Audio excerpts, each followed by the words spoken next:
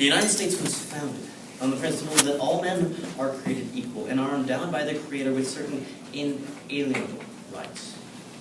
This principle is the guiding central of the American government and American democracy. And it is because the United States must have an equitable voting process that the affirmative team stands resolved that federal election law should be significantly reformed in the United States. Under this resolution and throughout the round today, the affirmative proposes a goal of equal voice. Equal voice in the voting process is the cornerstone of American democracy. The idea that in the electoral system, everyone has an equal voice, as affirmed by the Supreme Court in Westbury versus Sanders. So this brings me to a fact about our system: the constitutional right to vote. That fact is the constitutional right to vote. The right to vote in America consists largely of a two-step process. Subpoint A, the general election. The general election. The Constitution guarantees citizens' right to vote in general elections, to choose who will represent them in public office. Subpoint B, primary election. The primary election. The United States is the only nation in the world with legally instituted primary elections. The Supreme Court decided in Smith v. Allwright that, quote, the right to vote in a primary, like the right to vote in a general election, is a right secured by the Constitution, end quote. Despite this fact, you may be surprised to know that 1.8 million first-time voters are denied the right to vote in this full process. 17-year-olds who will be 18 and eligible to vote by the general election are prevented from voting in the primary in 37 states. To fix this, the affirmative proposes the following policy. The affirmative plan, mandate 1, and there is only one mandate. Congress shall pass and the states shall ratify a constitutional amendment that allows 17-year-olds who will be 18 by the general election to vote in the preceding primary. The enforcement is the President, the Attorney General, and the Supreme Court. The funding is not necessary, but if any funds do become necessary in the legislative process, they will be drawn from the government Lifeline cell phone program backup budget. The timeline is 1 year after an affirmative ballot. This plan grants equal voice to 1.8 million eligible 17-year-olds who currently cannot participate in the full process. And we'll see why this is an important reform in 4 justifications. Justification 1, rights are denied. Rights are denied. These voters who are given the right to vote in the general election are prevented from exercising their right to vote in primary elections. There are 3 subpoints. Subpoint A, half vote. Half vote. Because these voters cannot participate in both steps of the democratic process, they are denied a full voice in who represents them. When they go to vote in the general election, they are essentially picking between choices that someone else gave them. It's not representation. Subpoint B, restricted voice. Restricted voice. Speaker of the House and Senate President of New Hampshire, quoted in the New Hampshire Supreme Court majority opinion, said, quote, preventing 17-year-olds who will be 18 years of age by the date of the next general election from voting in the primary election imposes a severe restriction on these voters' constitutionally protected equal right to elect their elected officials, end quote. Subpoint C of this first justification is full voice given. Full voice given. The Federal Court of Appeals in Maryland ruled that, quote, 17-year-olds who will turn 18 by close of voter registration before the next general election are constitutionally and statutorily entitled to vote in primary elections, end quote. Justification 2, patchwork policy. Patchwork policy. The current system is confusing and inconsistent across the nation. This patchwork of policies undermines the equal voice of eligible voters. There are again 3 subpoints. Subpoint A, states vary. States vary. 13 states currently allow 17-year-olds to vote in primaries. The state-by-state policies, though, create discrepancy in the law and give a voter in one state more voice than a voter in another state. Thus, a voter in Texas has less of a voice in our democracy than a voter in Illinois simply because he or she lives in Texas. Subpoint B, parties vary. Parties vary. According to the Center for Voting and Democracy, in 2014, quote, in Alaska, Kansas, North Dakota, and Washington, 17-year-old Democrats may caucus, but 17-year-old Republicans are barred from doing so, end quote. Voters should never have more or less of a voice in our elections simply because they have an R or a D next to their name. Subpoint C, consistent policy. Consistent policy. The New York University Carter Institute published in 2013, quote, "It should be the same rules for political parties in every state. Either all 17-year-olds should be able to participate or none should," end quote. This sort of consistency is achieved with the affirmative plan. Justification 3, double standard. Double standards. In other areas of law, 17-year-olds can participate fully in adult American society, and these alone should, yet currently do not, guarantee them the right to vote in primary elections. Subpoint A, and again there are 3, military. Military. The enlistment age in all branches of the military is 17. Why should someone who serves in the military, who is able to fight for his or her country, not be able to vote? Subpoint B, candidacy. Candidacy. In all states, the age requirement for many positions, such as state representative, is 18. 17-year-olds who will meet that requirement by the general election are permitted to run in primary elections in every state. Why should someone be able to run in an election and not vote in that very same election? Subpoint C, even standard established. Even standard established. This plan ensures that voters who can enlist in the U.S. military, run for public office in the primary, and are eligible to vote in the general election have the full voice to which the Constitution entitles them. Justification for a fuller democracy. A fuller democracy. The United States is a government of, by, and for the people. The entire purpose of the election system and federal election law is to hear people's voices. And this plan allows 1.8 million more eligible voices to be heard every election cycle. And I sincerely apologize, there are only 2 subpoints underneath this justification. The first, that of voting habits. Subpoint A is voting habits. We should be encouraging, not discouraging, first-time voter participation. Voting habits form early. This was supported by Adam Fogel, the director of the Right to Vote Foundation in 2008. He said, quote, "Studies show that if a young person votes for one party in 3 consecutive elections, that person votes with that party for life," end quote. Subpoint B, voter participation. Voter participation. After this policy was instituted in Illinois, the Chicago Tribune reported in May 2014, quote, "Given the chance to vote for the first time in the March primary, 17-year-olds turned out at a higher rate in Cook County than voters old enough to be their parents, according to a new study released today," end quote. Throughout its history, the United States has amended the Constitution to correct its wrongs. It's extended the franchise to women, racial minorities, and 18-year-olds. It's time the U.S. took this next step towards equal representation and protecting equal voice, and allowed its first-time voters full representation in the elective franchise. Thank you very much for your time. I stand open for cross-examination. Hey, just have a couple questions for you. So starting off, we see a copy of your legacy. Most certainly. All right, thank you. Now you talked starting with your goal of equal voice. You talked about 17-year-olds specifically. Now in the status quo, 17-year-olds cannot vote in the general election, correct? No, 17-year-olds cannot vote in the general election. All right. Now you would agree primaries are nominations for federal office, correct? Primaries are nominations for the nominee For the nominee for federal office, correct? Sure, yes, All right, I agree. You would agree in policy debate that affirmative team is charged to prove a concrete harm and a concrete solution. Naturally, that is the essence of policy. All right, thank you. Now, what exact concrete harm did you provide? Well, you'll find those embedded in the justifications. Justifications are essentially, here's a problem, and here's how we're fixing it, therefore policy should be passed. All right, now, you didn't really answer my question. I'm asking what specific concrete harms is your plan solving? Again, I was trying to not waste your time. If you'd like me to rattle those off, I can, but you'll find those in the 4 justifications. Would you like me to say that? I'm asking for the specifics. Are you talking about voter turnout, voter participation? Great, yeah, you'll find the 4 justifications are rights denied, that would be a harm that we're trying to fix. Second is patchwork policy, that's a harm that we're trying to fix. Third is double standards, harm we're trying to fix. Yeah, my question was, what are the specific concrete impacts of those justifications? Well, sure. Rights being denied is always a concrete impact. Protecting rights is the ultimate end of our democracy, of policy to begin with.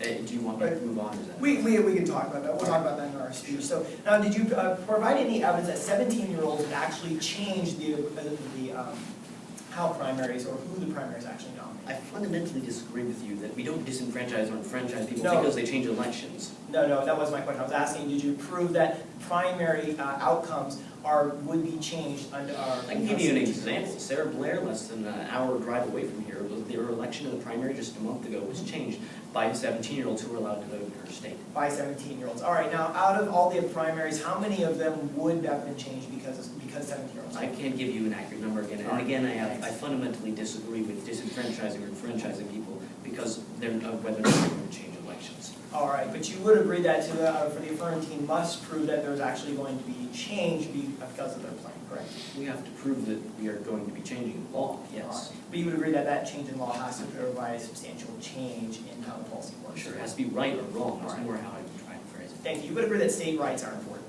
I would agree that states' rights are important. All right, thanks. Now, under your, if your plan is so awesome as your justifications pointed out, Amen. why isn't the states pass this plan in the status quo? Essentially, you're asking me to give you points against the policy, but often the reason legislation hasn't been passed in the past is because it hasn't been considered to begin with. All right, so is there any barrier to states passing your plan in the status quo? Well, maybe they're not considering it, but no, there's no actual structural barrier. All right, They and can't. final question, did you provide any evidence that 17-year-olds want to vote in primaries? You'll find that in the first affirmative constructive. All right, well, it looks like we're out of time, so no further questions. Thank you. In this first negative constructive, what I'll be doing is looking at the affirmative team's plan and their justifications for passing it and showing why their plan actually isn't justified and a negative vote is warranted and we should stick with the current system. This is sort of the philosophy the negative team will be holding throughout the round, that there isn't a sufficient justification to pass the affirmative team's plan. And as we look at this, my arguments, we'll see that. But the first argument I'd like to get into before addressing their specific justifications is that of a topicality issue. Now, topicality is an interesting issue to address, but when dealing with state primaries, it's specifically important to address this issue. So my first point under my topicality press is that the plan reforms voting for primaries. Plan reforms voting for primaries. The second part is that primaries done by states and parties. Primaries are done by states and parties. Under the resolution, it says that federal election laws should be significantly reformed in the United States, not states' laws and not party rules. So what we're seeing here is that the affirmative team is reforming something that is done on a state election law and by party rules, not federal election law. So their very plan doesn't actually uphold the resolution. So with that out of the way, let's go ahead and move on and look at their plan specifically. They presented their plan with their mandate, or their amendment to the Constitution, that those 17 years old and are turning 18 the year of the election will be able to vote in state primaries. Now my response to this is that of no barrier. No barrier. As the affirmative team even said in their first in their speech, they said that some states do allow for 17-year-olds to vote in primaries. So what we see is that states can already implement their plan and that there really isn't any barrier to, in the future, states implementing the affirmative team's plan. If there's no barrier, then there's no reason to pass the affirmative team's plan. In cross-examination, my partner asked the affirmative team if there was some kind of legislation or law or something that prohibited this law from going into effect on a state level. He just basically said that it's not really seen by the states and they don't really address it as an issue. But what we see is that some states have addressed it and there's nothing stopping other states from addressing this issue on a state level. So because there's no barrier, there's not a justification to actually pass their plan.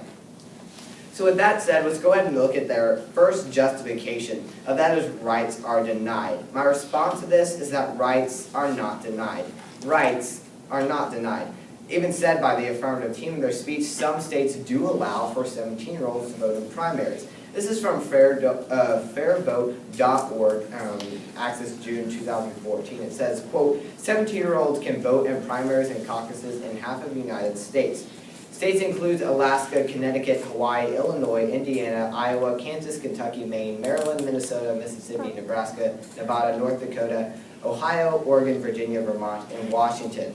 Most have done this by state law, but others by changing rules in parties, end quote. Now, this lists about 21 of the states. That's not half of how many states we have. The evidence was just simply saying that half the states do this, and it included some of the states there. But what's important is it also said that most have done this on a state law, by state law, but others changing rules and parties. Again, seeing that these states this wasn't a federal election law that was reformed to allow these states to have 17-year-olds vote. This was done by state laws and party rules. Again, the affirmative teams plan is reforming, shouldn't be reforming on federal law because primaries are done by states and parties.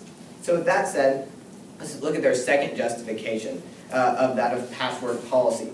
My response to this is that the state issue, not a federal issue. Again, going back to my topicality press, that we're dealing with states, and obviously states are going to have opposing regulations for their elections, and this isn't necessarily a bad thing. This should be left at the state level because that's how primaries are run. With that said, let's look at their third justification of the double standard. My response to this is that a line must be drawn. A line must be drawn. They basically justified, or said that the double standard was that we allow 17-year-olds to do these things but not vote. But a line must be drawn somewhere. This article was published by the New York University in 2012. It says, quote, "If you start making exceptions, where are we drawing the line?" wondered North Dakota's Secretary of State Al Yeager, who said he would be reluctant to change the law in his state, as it would raise questions about who could vote in other elections. We do have the presidential primary race to think about, but we also have city elections in June, and should 17-year-olds be able to participate in those, end quote. So what this is basically saying is that a line has to be drawn somewhere between how far do we allow 17-year-olds to vote. The affirmative team has made the point that we're holding a double standard against 17-year-olds. They can do all these things, but they can't vote. But where is the line? And the line hasn't been shown by the affirmative team, and we see that there hasn't been a justification. It's not a true justification to not allow, or to allow all 17-year-olds to vote in primaries. So we see a line has to be drawn somewhere, and the affirmative team hasn't yet shown that line. Their fourth justification of a fuller democracy. My response to this is only example is one county. Only example is one county. Their example under this to prove this justification true was that 17-year-olds in one county turned out quite a bit. So their example of one county is supposed to justify that our whole nation will suddenly benefit and become a more full democracy. We simply see an insufficient amount of evidence proving this justification to be true. So going back what we see in this speech, first of all, their plan doesn't actually deal with federal election law. Primaries are dealt with on a state level and party level. They are reforming, they should be reforming election law, and their plan doesn't actually do that. So they don't fall under the resolution. We see that there's actually no barrier to their plan being passed in the current system, meaning there's really not a justification to pass their plan anyways. And then we see several responses to their justifications showing why these are not sufficient to justify their plan and why there is a lack of justification. It is for this reason that I would urge a negative ballot. Thank you, and I now stand open for cross-examination. Oh, yes. Good evening, how are you? I'm doing well. How are you? I'm doing great. So let me ask you about your topicality argument. So let me get this straight. Do you consider topicality to be an important issue in this round? I do consider topicality. And do you believe that if negative wins, they should warrant the judge's ballot? If we win, do we want the judges' ballots? I would say we want the judges' ballots, and if they choose us, then we win. Sure. Right. Okay, so then tell me, are you asking the affirmative to prove that this is federal election law? Yes. All right, so is the Constitution a federal document? Sure. All right, and our primaries elections? They are state elections and party elections. Are they elections, though? They are indeed elections. All right, and is the Constitution law? Sure. All right, let's move on. You talked about how states could pass this policy, right? They don't put words in your mouth. Yes, they can. How long have we had primary elections in the United States? I'm not sure exactly the year that they started, but Can we they agree have that been it's around for a while. 1960? I can't actually agree with that without seeing that number proven, but I would agree that they've been around for a while. So in those 50-odd years, only a little minimum of states have passed this policy, is that correct?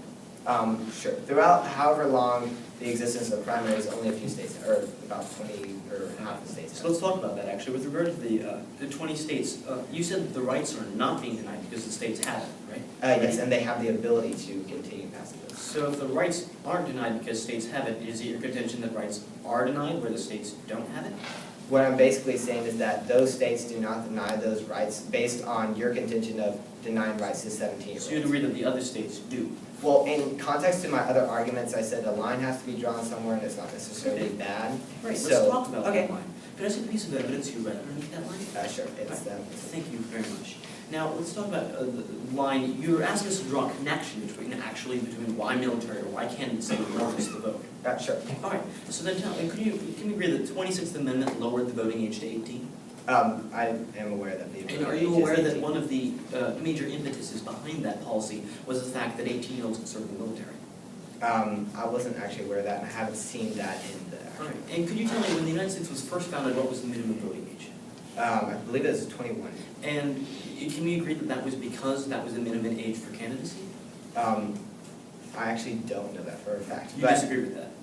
Not necessarily I disagree, but I haven't seen that. All right. And you talked about that we only had one example from one county. Would it be better if we had an example from, say, a whole state? Well, it would be better if you could show that systemically that this would increase the. Sure, on a more empirical scale? Sure. Yeah. Are you aware what county that was? I don't remember the You exact agree it name. was Cook County? I'd have to look back at Are you the aware that there are evidence. over 2 million people in Cook County? I would again have to look at the evidence. All right. Thank you very much for your time. No problem. This may surprise you, but an hour from where we are right now in a little county in West Virginia, a 17-year-old won the primary election, unseating a longtime incumbent nearly 3 times her age. And this with the grassroots support of her friends, and because this state has this policy, those people's voices were heard. But imagine if that was in a different state, such as Texas, where you could still run if you were 17 in that election, but you couldn't vote in that very same election. Now that is a violation of an even standard, of a line. In this speech, I want to address what the negative talked to you about. I want to address all the objections they had to this policy. Before I do, I want to call your attention to the goal. The goal. Flow that over to this speech, the goal of equal voice. And that should be the most important thing in this round. Since the goal was not challenged, there was no counter goal or refutation to this goal. Why is it so important? I have 1 point here. First, the cornerstone of democracy. The cornerstone of democracy. Matthew Streb, a professor of political science, says, quote, "No criterion is more vital than the fact that people should have equal and effective opportunities to vote," end quote. In other words, the very reason election law or federal election law exists in the first place is to achieve this goal. My second point under here is that of basic fairness. Basic fairness. Our policy is exactly that. As Adam Fogel, director of the Right to Vote Foundation, in a testimony before the state government committee said, quote, "At its core, this policy is one of basic fairness. If someone can vote in the general election, they have a right to choose who will be on that general election ballot," end quote. So in light of that goal, which is the central weighing mechanism, the most important thing in the round, let's look at the prima facie issue of topicality. Does this fall under the resolution that federal election law should be significantly reformed in the United States? I have a number of responses. First, topicality judged by policy, not effect. Topicality judged by policy, not effect. So in order to judge if a plan is topical, look at the mandates, not what it affects. Look at the plan itself, and if it falls under reform of the body of federal election law, then it is assumed topical. Secondly, election law reform at the federal level. Election law reform at the federal level. This is exactly what our policy is. It reforms law. The Constitution is law. It reforms elections, the voting age, and it reforms it at a federal level. Now, just to back that up, I want to read some definitions since the negative apparently neglected to do so.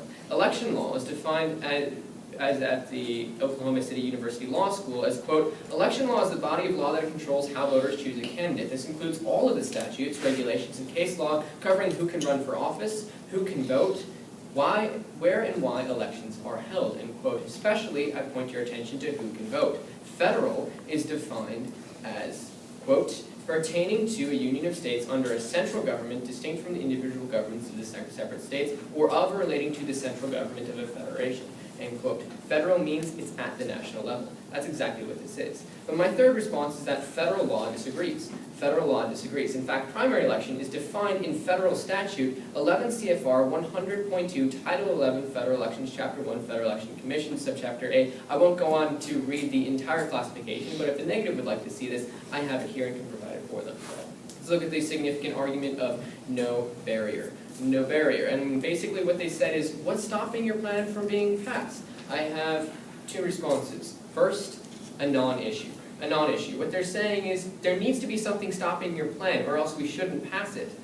But theoretically, any plan could pass in the future. Theoretically, any type of reform could possibly pass. Simply because there isn't a huge roadblock doesn't mean we shouldn't pass the plan. But secondly, the constitutional process is inherently a barrier. The constitutional process is inherently a barrier. Why has this constitutional amendment never been passed? Well, because so many constitutional amendments are proposed, but very few are actually accepted because it is very hard to go through that process. Let's look at the justifications. Their negative philosophy was there's no significant justification. In fact, I have 4 significant justifications. We'll look at their responses to these and look at the justifications. I want to flow his response to justification 1 under justification 2 because it more effectively fits under there. But under justification 1, flow over the idea of the rights denied, where the Supreme Court of New Hampshire decided that it has a severe restriction on the right to vote. The Federal Court of Appeals in Maryland also decided that these individuals have a constitutional and statutory right to vote in primary elections. That right is currently being denied in 37 states. Let's look at justification 2, that of patchwork policy. Now their response to this was states have different laws. My response is a justification, patchwork policy. My response is patchwork policy. What they're doing is they're demonstrating the harm by saying that states have different laws. They're saying that there is unequal representation and that's allowable. Let's look at the idea of the state policy, though I have specific responses to this. First, national voting age. National voting age. The whole idea of who's eligible to vote at what age is a national issue, not a state issue. Look to the 26th Amendment that lowered the voting age from 21 to 18. My second response is no reason to prefer. No reason to prefer. Basically, this argument was a tautology, circular reasoning. They're saying we should prefer the current system because the current system is the current system. Why is it better to have a voter in Texas have less of a voice than a voter in Illinois? Simply because he lives in Texas. Now, let's look after that argument to justification 3, the idea of the double standard, and evidence that was read here. I have a number of responses. First is misused evidence. Misused evidence. Now, they read from the New York University in a specific article that actually defends this very policy. In that article, the person writing it sets up a number of arguments and then knocks them down. But in the conclusion to the article, the author says, quote, there is no reason why a person who will be 18 in November and can cast a ballot in the election shouldn't be able to cast a ballot to decide who should be their party nominee, end quote. The person they read from fundamentally disagrees with their point. My second response is, again, tautology. Tautology, circular reasoning. They're saying that this standard of 18 exists, and because this standard exists, we should keep this standard because it is the current system. That's simply illogical. My third response is the idea of a double standard. If we think about it, there isn't exactly a bright line because you can run in the primary election when you're 17. You can serve in the military when you're 17. You can get a passport and travel internationally without parental consent at the age of 17, to name another specific facet of this. My fourth response is line preserved. Line preserved. See, we're not bashing the whole idea of 18. We're taking that line and we're making sure everyone has equal voice around that line. So if you can vote in half the process, then you have now the ability to vote in the full process. And that is equal voice. Now, under justification for the idea of a fuller democracy, they said it's one county. I have two responses. First, no counter evidence. No counter evidence. They haven't proven how these people don't want to vote. But secondly, the evidence talks about a county in which there are 2.4 million people, a large sampling where 17-year-olds actually came out to vote in higher rates than people old enough to be their parents. Now, there are plenty of other examples of this, however. In Maryland, for instance, Jane Wolkowitz from New York University says, quote, in Maryland, they tripled to 10,000 from about 3,000 a few months before, end quote, after passing this policy. Because they vote, because they add that voice to American democracy, we need to protect their equal voice. We need to protect their representation in the American system of the people. Stay open for cross-examination. Okay, hey there, just have a few questions. Before we get into those, can I see a couple of pieces of evidence? Sure. First of all, the piece of evidence, can we have it back, when it talked about the line? The bright line from the Yes. article from Yes. New York University is going to pass that here. Okay, also, and then the last piece of evidence that you read, right before your time ended. Sure. This one is, again, from the same source. And it's from, which, is it this piece of evidence? This one. Okay, all right, thanks. All right, now let's go ahead and move on with your speech. Your first speech, actually, before we get into what you actually said in your speech, you would agree that the affirmative team has to prove that there's a significant harm in the system and then show a solution to that significant harm, correct? Well, the courts have already ruled that there is a significant harm. Okay, right, you would have to prove that that harm actually exists, correct? Well, yes, and we've done Okay, that all right. through the courts, we've done that through All right. 4 justifications. Okay, all right, thanks. Now, is federal election law for federal office only? No. It's not, so it's for state offices as well? Yeah, federal election law are any election statutes at the federal level that govern the way elections work. Okay, is anywhere in the Constitution, does it talk about or does it regulate state offices and how those are achieved? How do you get into state office? Sure. I'll point to you first the original statute that said that only 25 people of 25 years of age who own property and were males could vote. Then we amended the Constitution. Right, to allow I'm saying, minorities to vote. uh, And that affects all elections. That affects state yes, elections. I believe you missed the point of my question. My question is that running for state office is different than running for federal office, correct? Well, yeah, you Okay. can't run for both and be elected to the same position. Right, I'm just saying that running for state office would be under state election laws, correct? Running for state office would be running for state office. Yeah, Or and the federal laws election that regulate that would be under state election law, correct? Not necessarily. There are a number of federal election laws that regulate state elections. Okay, and which ones are those? Well, I just pointed to a number of statutes in the Constitution. That said, how those, that regulates who can vote for Okay, those that get into state office? Sure, I'll give you another example. The Help America Vote Act was specifically a federal law that was passed by the federal government. It mandated standards for registration. It mandated standards for first-time voters in state and federal elections. It mandated these things all across the board. Okay, all right, However, if it you wasn't could, federal all right, law. if you could read that evidence in your speech, that would be great. All right, now moving on, the piece of, actually, as for that, okay, now, you talked about basically how it didn't bring any counter evidence against your point on the one county, and you read another piece of evidence at the end there, talking about Maryland, correct? That's correct. All right, now, you, and we didn't read any counter evidence. Would you agree that the firm team has the burden of proof to prove that your plan actually would solve the actual problem that you presented, correct? Well, yes, but you should reasonably give us a line where we Right, need okay. time when we present you evidence All to right. say the same Now thing how, over and okay, over. now how does increased turnout achieve equal voice? Well, turnout isn't necessarily the same as equal voice. Equal voice Okay. is giving people the equal opportunity to All right. participate. Participation is when you participate. Okay, all right, thanks, I have no further questions. The negative team like prep time? Winston Churchill once widely stated that, quote, however beautiful a strategy, you should occasionally look at the results. And in the second negative constructive, that's what I'll be really looking into. Looking at if you check the affirmative team's box, will they indeed actually solve the problems that they actually put forth? And actually look at some harmful ramifications of checking the affirmative team's box. But before we jump into that specifically, I'd like to touch on the issue of topicality. Now, I believe the affirmative team slightly misunderstood what exactly we were talking about when we said this plan did not fall under the resolution. Now, again, remember what primaries actually are. Primaries are not elections. Primaries are not elections. Primaries are nominations for elections, but they are not the election themselves. Remember, it's an election for an election, so to speak. So at the end of today's round, when you look at what their plan is actually doing, they're just reforming how people can vote in the nomination process of federal election law. So again, they're not actually addressing federal election law at its core. They're looking at nomination processes for nominations on the federal level. So again, they're not specifically looking at what the resolution is talking about. Remember, their definition of election was basically how people vote, or why people can vote in elections, how those elections are conducted and financed. But nowhere do we see in this system of elections, we see the nomination process. Why? Because they're two separate entities. And again, primaries are run by parties, not the primaries, not the federal government, meaning that this is divulged from the federal government and really shows that at the end of the day, the plan is not topical and a negative ballot is warranted.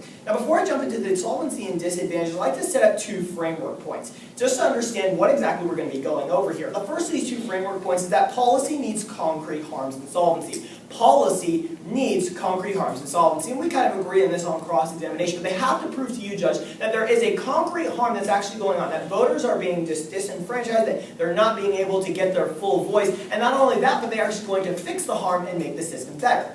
But secondly, the second framework point is that of a faulty mindset. Faulty mindset. What they're talking about here is they're basically saying the federal government should impose a one-size-fits-all for the entire nation. This is a faulty mindset, not what the Founding Fathers envisioned for the American system. The Founding Fathers envisioned the American system where the states decide how to run their own issues and that people have the freedom to do what they want. Right now in the status quo, primaries are run by parties at the state level, which means it should be regulated on the state level, not through the federal government. So now we've looked at that, let's look at the solvency points of the affirmative team's plan. The first solvency point you can tag as no proof of change. No proof of change. Now I have two subpoints under this. The first is that of 17-year-old turnout. 17-year-old turnout. Now they read pieces of evidence talking about how 17-year-olds are going to come out in vast numbers and actually going to be a change in the turnout. Now I have some specific response to their piece of evidence. So first talking about Cook County. Again, that's one county out of thousands in the United States, and it doesn't prove a nationwide attitude. For all we know, this could be an anomaly because actually, if you remember, that is one county in one election. But secondly, let's look at the issue of Maryland.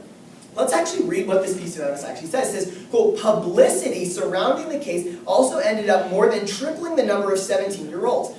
Let's go back to that. Publicity surrounding the case has ended up more than tripling the number of 17-year-olds registering to vote in Maryland. Actually, it's two things there. First of all, is that they're registering to vote. They're not actually proven to be voting. But secondly, it says that the publicity is the main cause for what's actually going on. So actually what this piece of evidence proves is that there's actually reason to doubt that there will actually be lasting solvency. So the affirmative team may come up here and say, well, we're going to prove that we're going to triple the amount of 17-year-olds actually being able to vote, but we see that they have no proof that this is actually going to last past when the publicity of this law wears off. Again, no lasting solvency because there is none evidence that the 17-year-olds are going to come out in that larger numbers and that this number is actually going to stay high.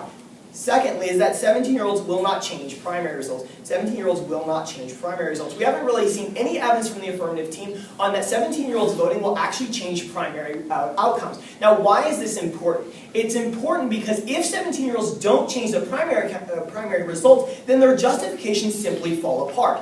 Why? Because remember, their whole contention rests upon the fact that the 17-year-olds are being forced to vote in a general election on people they didn't choose. But if the people they didn't choose don't change by voting in the primaries, then there is no harm. If they cannot prove to you that the 17-year-olds who vote in these elections will have drastic effects on the primaries' outcomes, there is no reason to pass the affirmative team's policy. Their justifications simply don't hold any water because the same people will be in the general election and there's nothing really changed. So now let's move down to the second solvency point. The second solvency point you can tag as potential loophole. Potential loophole. Now the fact is that if states want to actually avoid the affirmative team's plan, there's a simple way for them to get out of it. So this kind of leads into the double bind of the affirmative team that I'll be looking at in a second. But then, just to address the fact of the loophole. Now the loophole comes in the form of a caucus. Now it says, quote, this is from electionlawvoting.com, access June of 2014. It says, quote, these compliance-based challenges arise in several contexts. First, a party candidate may contest the primary election results or the political party's nomination process. In general, absent a primary election contest, courts refuse to become involved in intra-party disputes over who should represent the party in a general election.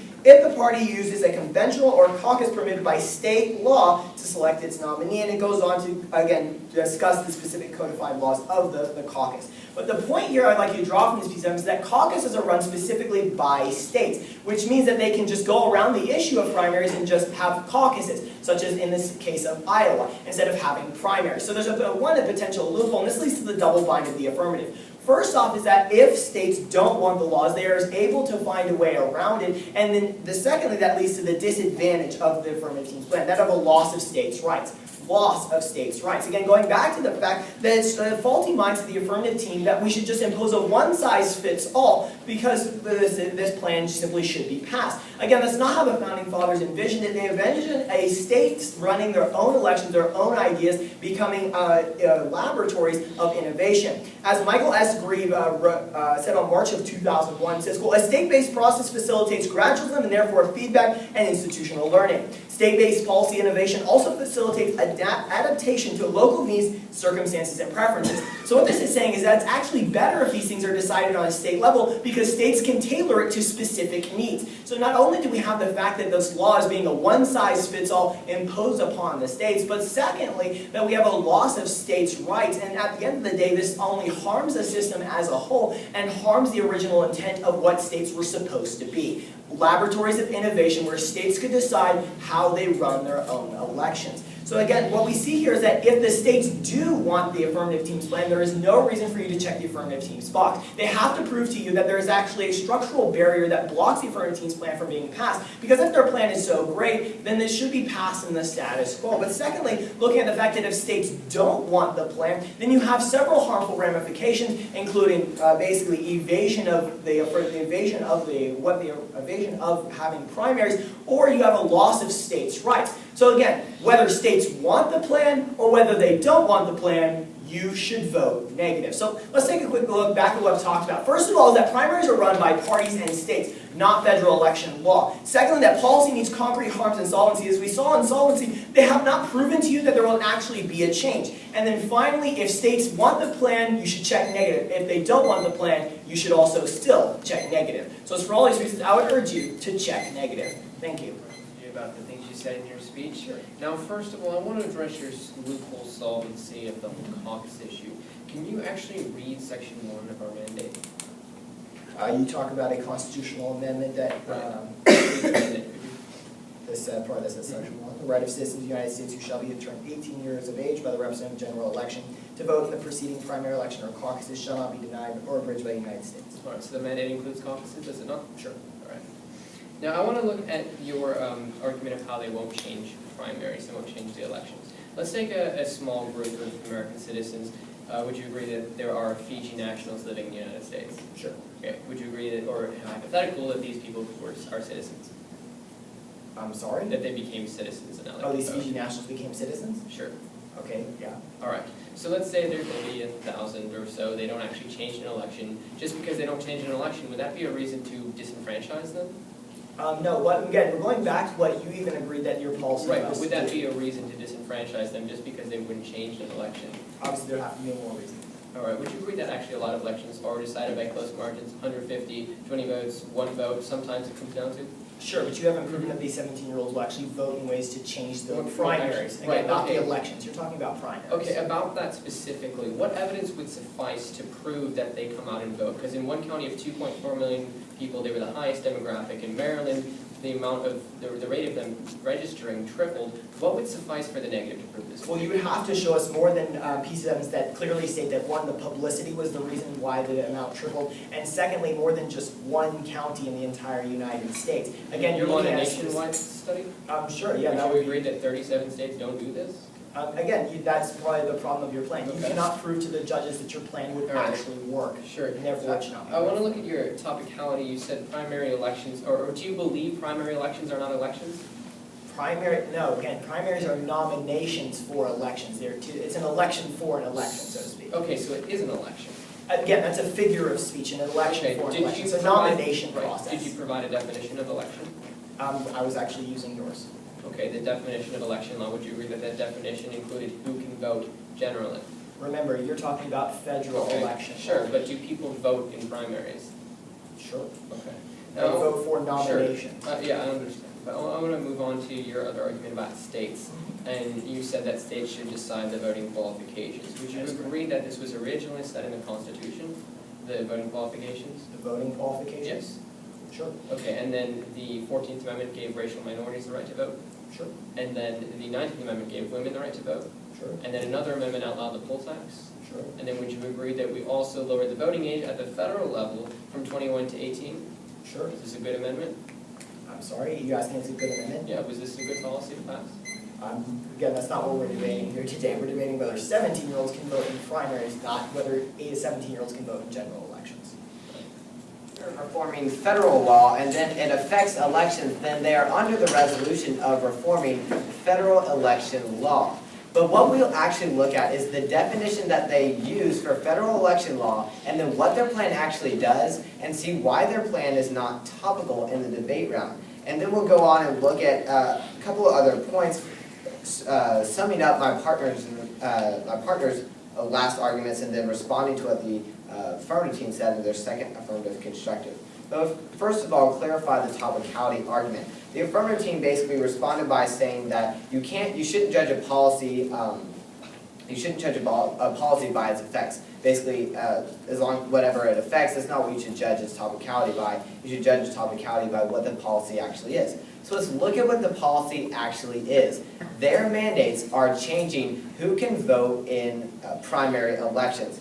As my partner stated in his last speech, primary elections are not federal elections. Primary elections are not federal elections. The affirmative team's own definition said this includes who can run for office, who can vote, where and why elections are held, and how electoral campaigns are financed. This piece of evidence is talking about those who run for federal office. The definition was including state, local, and district, or local, state, and federal, but since the resolution says federal, we can only assume that it's saying that the definition would apply to the resolution, saying for federal office. Nowhere does this definition include nominations for who can run. Basically what their plan is doing is amending the Constitution so that 17-year-olds can nominate those who can run for office. So what we see is that if you should judge the policy by what it actually is and not its effects, what it actually is not reforming election law. It only affects election law. So what we see is that their plan does not fall under the resolution according to the definitions of the debate round. So with that said, let's go ahead and look at the first point of my speech. That is, no barrier means goal is actually possible. No barrier means goal is already possible. What they said in the second affirmative constructive is that basically my argue of no barrier was a non-issue, and that then anything could, it is basically not a non-issue. And then they went on to say that the constitutional process is a barrier. This does not deny the fact that the very fact that there is no barrier means that their goal can already be attained with the current system. With the current system, their goal of equal voice can already be attained. The affirmative team has not proven how their goal cannot be met somehow with the current policy. They want to change the policy so that they can fix this harm of equal voice, but they haven't even proven how the current system stops this goal from being attained. Because there is no barrier to their plan already being passed, their goal can already be attained in the current policies, and there's no need to change the policies if their goal is already attainable. So with that said, let's go ahead and look at my second point, is that of states' rights. Basically just reaffirming what my partner said about the double bind. If states want this, or if states don't want this, it's a justification to stay with the current system to uphold states' rights. I don't need to really expand on what my partner actually said. So let's go ahead and move on and look at the third point of my speech, is that of no changed outcome. No changed outcome. For the affirmative team's justification of basically a fuller democracy, that more individuals will go out to vote, and for there to actually be a benefit from that, they would have to prove that those individuals, those 17-year-olds going out to vote, would actually change a primary. If it doesn't actually change a primary, then their whole justification of they can only vote in, they only have half a vote, doesn't actually stand. If it doesn't change, then if you pass the affirmative team's plan in all the other elections, they would have had the same exact kind of voting status. they would still be voting for the same people and still have the same options. So a half vote simply isn't proven by the affirmative team's plan to be solved. So what we see is that the affirmative team's plan fails to prove that justification of their plan. Fourth point in my speech is that of the drawbacks. The drawbacks. As my partners brought up the disadvantage of loss of states' rights. Fundamentally, primaries are run by states and parties. If you take this away, you're taking away the right of states that they hold for running primaries and state and elections. If we take that away, we take away states' rights. It's for all of these reasons that the affirmative team doesn't actually uphold the resolution, and they haven't presented a sufficient justification for the plan. I would urge a negative ballot. Thank you. Would the affirmative team like prep time? Thank you. Before moving any farther with this round, it's essential to both understand and see in a proper perspective the negatives objections on the issue of topicality. Now we've agreed that this is an important issue, so the question here is whether or not this falls under the bounds of federal election law. Now I first want to make one thing quite clear. In the second negative constructive, the point brought up that primary elections are not elections was a new argument. Topicality had already been brought up, but topicality, they were not federal elections. There's a fundamental difference between the two. So that's my first response to new argument. New arguments. Topicality is prima facie must be brought up in the first negative constructive. But nevertheless, I will respond.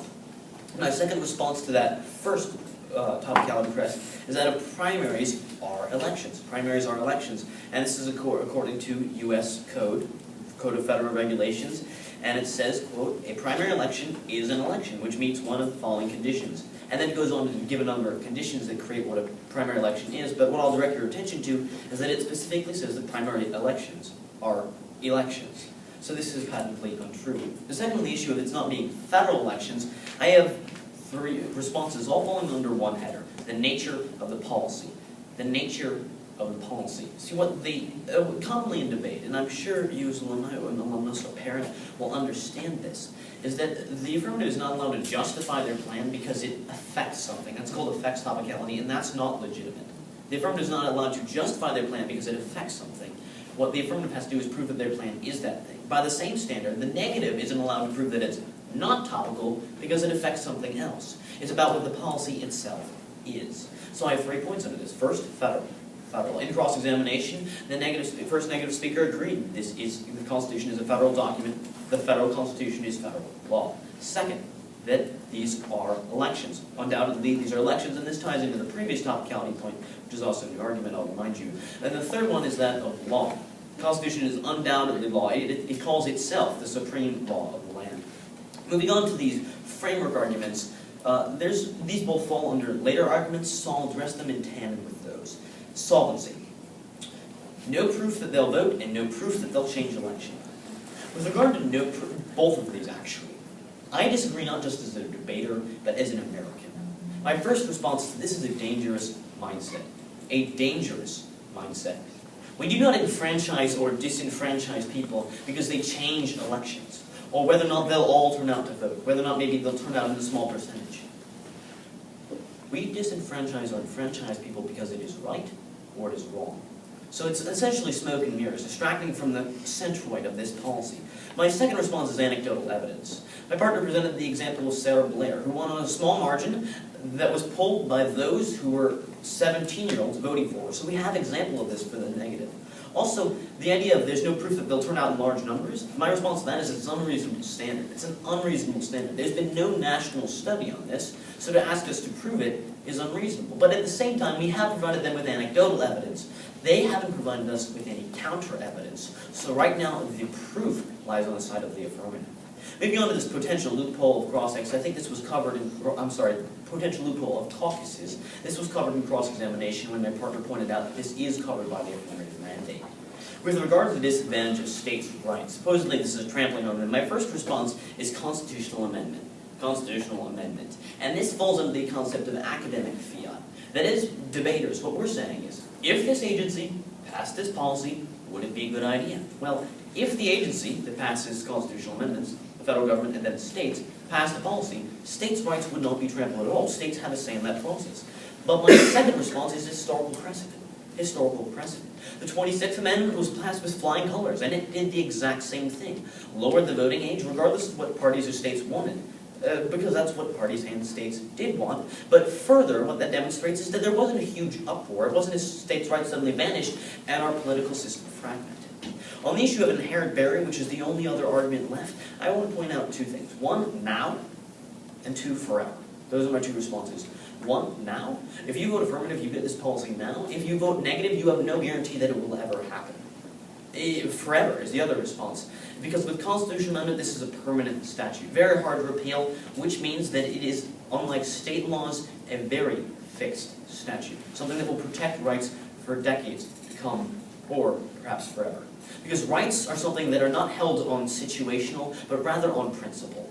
And we must stand as Americans to defend the rights that our military members have fought and died for, that 17-year-olds can fight and die for, and that therefore we must stand with, because liberty is primary for a government of, by, and for the people. Thank you all very much for your time. All arguments you, the judge, have heard today into really three voting issues, or reasons why I believe a negative ballot is indeed justified at the end of today's round. So let's start off with the first voting issue and everyone's favorite stock issue of topicality. So you can tag the first voting issue as not a topical policy. Not a topical policy. So let's look at all the topicality arguments you've heard in today's round, and first address the issue whether or not me and my partner were talking about different types of topicality. This is not true. What I was extending upon was a specific part that my partner didn't bring up. He talked about how the fact that primaries are run at a state level and by parties, and what he was saying was that means they are separate from federal elections. This is exactly what I was talking about, how there's a difference between the nomination system versus the election system. I just used different words. Again, so let's look at what the affirmative team based their topicality on. They said, well, look, the Constitution is a federal document, and we have primaries, which are elections. And so they separate the terms and decide that since their policy applies to this and applies to this, that means it upholds federal elections.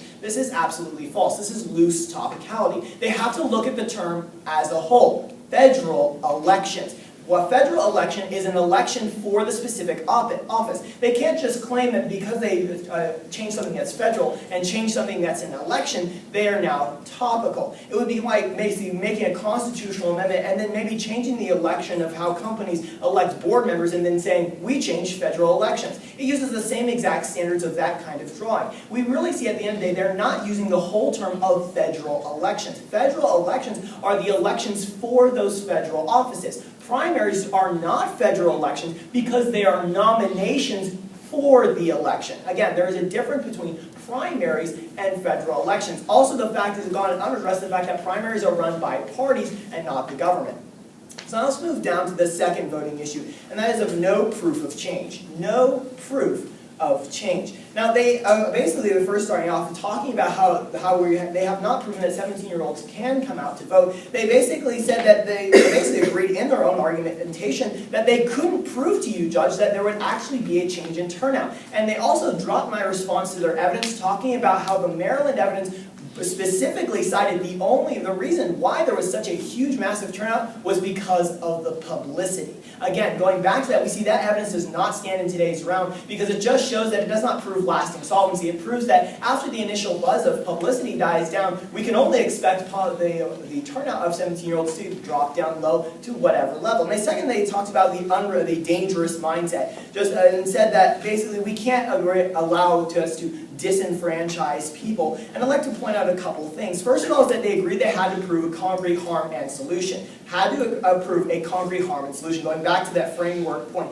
The fact is, at the end of today's round, they have to prove to you, Judge, that there's actually going to be a change, a reform that's actually going to make the system better. If nothing changes, there's no reason for you to pass the policy. It would be basically checking for the affirmative box for nothing to happen. Again, they have to prove to you, Judge, that something good is going to happen because of their plan. If they can't prove to you that 17-year-olds will come out to vote and actually change primaries, there's no reason to pass the affirmative team's plan because there are no effects. And they agreed in cross-examination and through their own argumentation that they really have to prove to you that there's actually going to be a benefit to passing the affirmative team's plan in terms of concrete benefits. They can't just say, well, the right to vote is being upheld, so you should pass our plan. They have to prove to you that there's actually going to be a reform, making the system better. Again, going back to the fact that at the end of the day, they haven't proven to you that 17-year-olds will actually come out to vote in high numbers. They're actually going to be an increase of turnout. But secondly, the fact that they never address the fact that will the primaries change? And a lot of their justifications hinge on the fact that the primary results will actually change.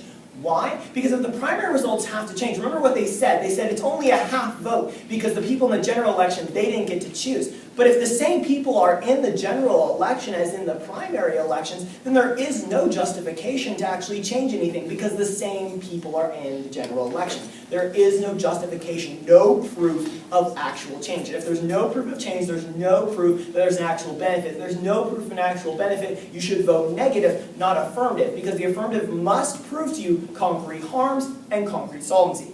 Third and finally, the fact of harmful ramifications. He said states' rights didn't apply because of constitutional amendment. And I like to respond exactly with the words that they talked about, of a dangerous mindset. They're basically saying we can trample anyone's rights because we made a constitutional amendment. The fact simply is that states' rights cannot be trampled upon just because you add an amendment to the Constitution. The fact is they never address the fact that states' rights is what the Founding Fathers envisioned for the fact that states are the natural laboratories to handle issues that are personalized to their state's issues. That evidence was dropped by the affirmative team, and it shows that the harmful ramifications, the no proof of change, and the fact that they aren't even under this year's resolution, that I would strongly urge a negative ballot in today's debate round. Thank you all for your time today. For the affirmative. Or my friend Ellen, who lives in North Dakota. Her peers who are Democrats can vote in the primary, but she can't if she's a Republican. That is a violation of the very purpose of election law itself. The very purpose of an American democracy. The very purpose of voting. That's why we flow over the goal, the big picture of today's debate round, that of equal voice. We've agreed that this is the most important goal. We've set this as the most important standard in today's round.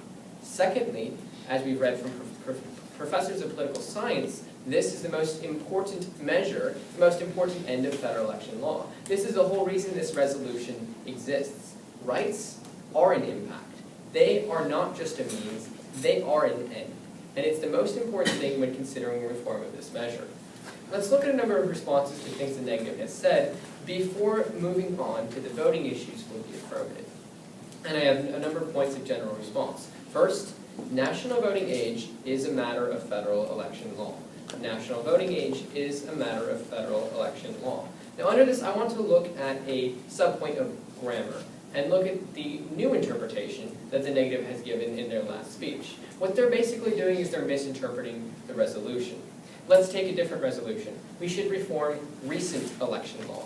What does recent modify? It modifies laws. When we say recent election law, we're saying that we're reforming those that are recent. When we're saying we should reform federal election law, we are saying we are reforming election law that is federal. Is the voting age election law? Well, yes. And are we doing it at a federal level? Well, absolutely. There's no, under a reasonable interpretation, no reason to believe that it isn't topical. But also the negative throughout the entire round has ignored the definitions from the U.S. government, the U.S. federal government itself, that defines primary elections as elections. My second general point of response is the idea of land of opportunity. Land of opportunity. We don't disenfranchise people or take away people's right to vote simply because they don't. Simply because we don't know what their turnout will be. Even though we have proven turnout in many different instances. The United States is about the land of opportunity. If we take away that opportunity, the turnout is 0%. My third response is voting age is a national standard. Voting age, national standard. It's not a violation of states' rights because this is where it's always been done. This is the proper method. If you recall, the 26th Amendment set the voting age at 18. Were the states harmed? No. Should the states be able to decide the voting qualifications and discriminate on such an arbitrary basis? No, absolutely not. That violates the very idea of equal voice. But fourth, history disagrees with the negative. As we've seen through the countless amendments, as we've seen through the history of these policies in these states, no negative effects have ever come about. And my fifth point of general response is that the courts disagree. The courts disagree. It's curious that the negative has chosen to ignore all the legal precedent on our side. For instance, the New Hampshire Supreme Court majority opinion that said, quote, preventing 17-year-olds who will be 18 years old by the date of the next general election from voting in the primary election imposes a severe restriction on these voters' constitutionally protected equal right to elect their elected officials, end quote. What more of an impact do you want than voters' constitutional right being severely restricted? Now, my three voting issues, there are three reasons to vote for this policy. Are first, rights protected. Rights protected. What this policy does is it ensures everyone who can participate in half the process has the same ability as all other voters to participate in the full process. Currently, 1.8 million first-time voters can't do this. Our policy, a significant demographic, gives those people that right. Second, the idea of an even standard of law. The idea of states and priorities being different has slightly been addressed, but the idea of military, they can serve in the military, the idea that they can run for office but not vote in the very same election is injustice, is contradictory in law itself. But the third voting issue is the idea of a floor democracy. Not only was the evidence ignored that these people who vote early will vote for life, but also the countless evidence of participation shows that these voices will be added to democracy, to that government of the people, on and for the people.